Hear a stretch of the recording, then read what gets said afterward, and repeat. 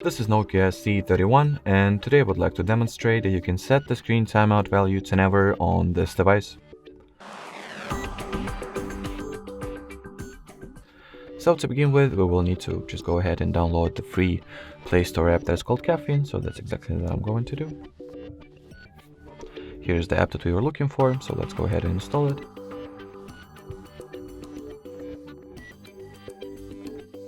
Now you can just go ahead and launch the app. And at the app itself, all that is left to do is to make sure that the timeout section has been set to the infinite value. And as long as you do not close the Caffeine app and it stays active in the background, your screen will not go to sleep at any circumstances, at least automatically. Alrighty, so that will be it for this video. Thanks for watching, thanks for your attention, and bye bye.